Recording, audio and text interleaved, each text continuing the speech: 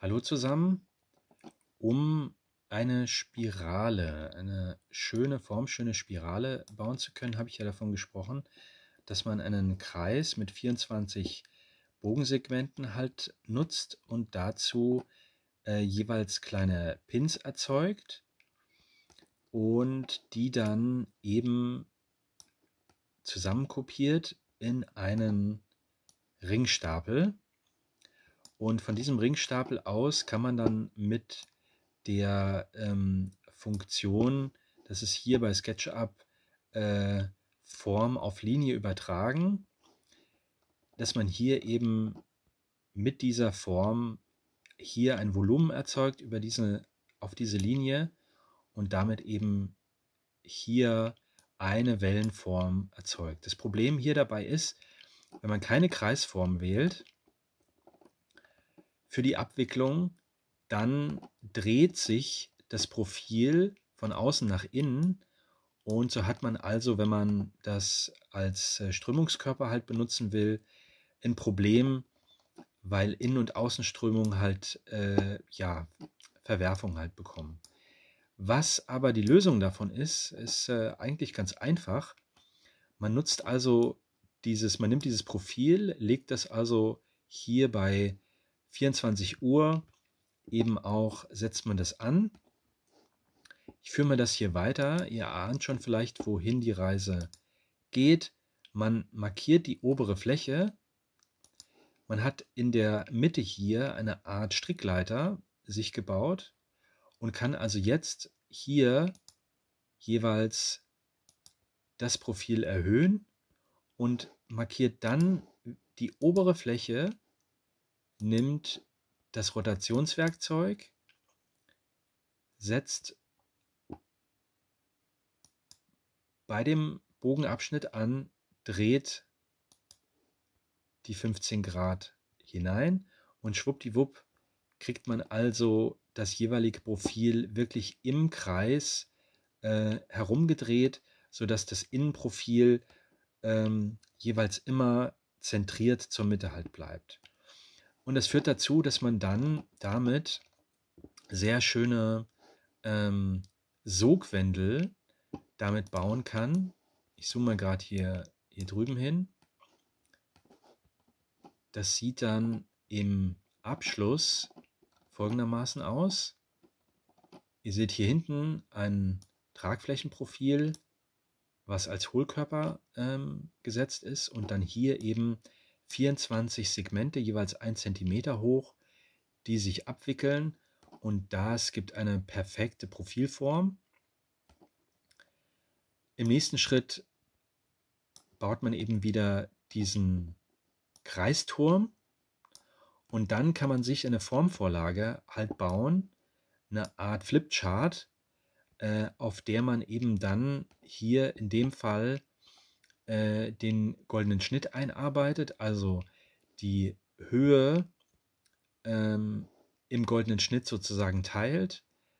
In dem Fall ist hier im Mittelteil, der ist so breit wie der Kreis hier aktuell und dieser Kreis teilt sozusagen,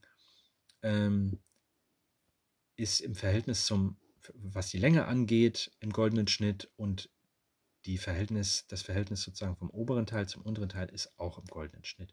Auch ist dann hier diese Breite zu der Breite im goldenen Schnitt und die dann auch im goldenen Schnitt, also im Verhältnis zu dem, zieht man diese beiden zusammen, passt das hier oben dann rein. Also so hat man diese Fläche zunächst erstmal, diese Flipchart-Fläche als goldene Schnittfläche gestaltet und fügt man jetzt diesen Stacker ein, hier schaltet dann von Perspektivfunktion auf Seitenansicht und kann also perfekt hier, wenn man mal hier oben ranzoomt, wenn wir das hinkriegen, hier nehme ich es mal auf den Horizont, wenn man jetzt hier die Markierung ansetzt und perfekt hier oben also versucht das zu markieren, dann markiert man sowohl das Tellersegment von der Spirale als auch den Teller selbst und kann dann entsprechend, ich mache es mal hier modellhaft, kann man das skalieren und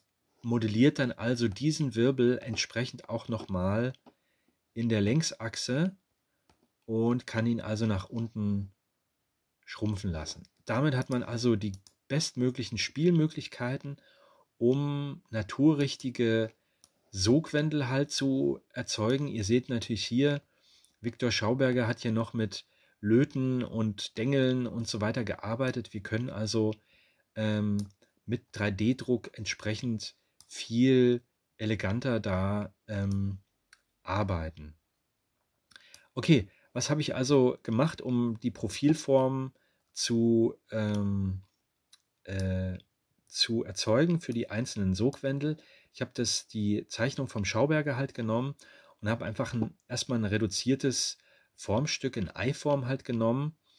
Und das ist jetzt hier in der Wendel mal abgewickelt und durch Seitenstäbe gestützt. Das Profil hat den Charme, dass es eben als Eiform im vorderen Bereich eben auch einen Sog in die Drehrichtung erzeugt und gleichzeitig hier eben den Sogimpuls auch in den inneren Bereich hat. Hohlprofil deswegen, um einfach auch da nochmal Sograum halt zu erzeugen. Vielleicht wirkt es, muss man ausprobieren, einfach in den Fluss werfen oder unter den Wasserhahn hängen. Genau, die Größe von diesen Dingern habe ich jetzt hier auf den 3D-Druckraum abgestimmt von meinem Freund. Der ist in dem Fall hier 25 cm hoch und 22 x 22 ist Breite und Länge von dem Raum.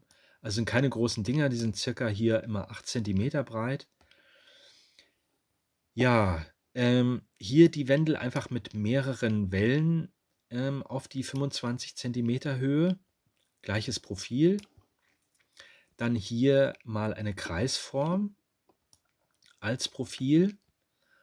Und man hat ja bei einem Video gesehen, bei den Holzwendeln, dass jemand diese Holzwendel mit Benzin übergossen hat und angezündet hat, sodass der Außenwandung von diesem Holz verkohlt war. Und Kohle hat ja eine sehr große Oberfläche und dadurch entsteht auch eben ein Unterschied zwischen der Außenströmung und der Innenströmung. Also auch da könnte man nach dem Ausdruck mit Schleifpapier im äußeren Bereich mal arbeiten, um da auch eine größere Oberfläche zu bekommen.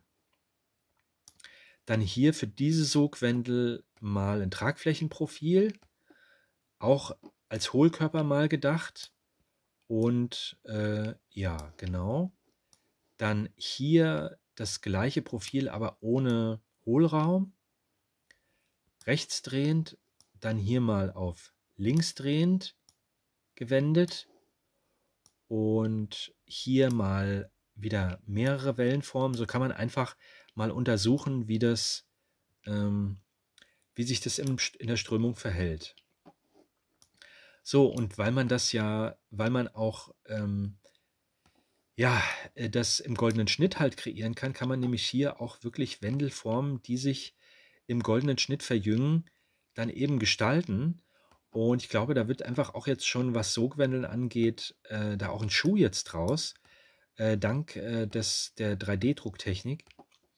Und wie gesagt, aber zunächst muss man einfach mal Versuche fahren, weil bei der Repulsine die Komplexität dieses Systems und darüber überhaupt die Strömungscharakteristik rauszufinden, das ist für mich bei dem, wo ich jetzt stehe, noch zu weit weg. Ich versuche empirisch halt vorzugehen. Das heißt, ich versuche das Phänomen auf was Kleines zu reduzieren und das sehe ich bei dieser Holzwendel und den Videos.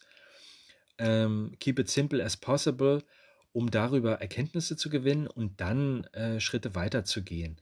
Der nächste Schritt wäre für mich halt dann, wenn solche Hölzer in der Strömung funktionieren, dann die Sogwendel vom Schauberger naturrichtiger zu gestalten. Ihr seht hier zum Beispiel bei der Sogwendel, hier sind Teller eingearbeitet und Stege. Das Rohr in sich hat kein Profil. Hier unten gibt es einfach einen dicken Zapfen sozusagen da dran. Also die Strömung kann da jetzt nicht also da gibt es mit Sicherheit Wirbel, ja, auch wenn die Form in sich eine schöne Schneckenform ist, aber der zyklodische Wirbel, der als hyperbolischer Kegel sich hier ausbildet, den kann man mit der Wendel, sage ich mal, nicht Störungsfreiheit kreieren. Und so habe ich einfach mal hier versucht, mit dieser 3D Baumethode diese Sogwendel mal zu bauen, wo auch diese Klammerwurfarme entsprechend auch das Profil haben von der Wendelspirale, so dass einfach das Wasser hier gut geschnitten wird und eben in den Unterdruck gesetzt wird, dass der Sogkern entsteht. Hier habe ich das dann mal skaliert, also ein bisschen gestaucht, damit das dann zum Beispiel hier in einem Ei platziert werden könnte. Das Ei habe ich jetzt auch hier nach Schauberger halt gestaltet, auch im goldenen Schnitt und entsprechend in die Innenform auch im goldenen Schnitt eingepasst, eben diese Sogwendeltrichter. Und ja, mal gucken, aber erstmal halt die Kringel gestalten und ins Wasser schmeißen und dann mal gucken, was passiert. Ich stelle auch gerne die 3D-Druckdateien als STL-Dateien zur Verfügung und ja, schauen wir mal, ob da was entstehen möchte. Ich danke euch. Bis dann. Tschüss.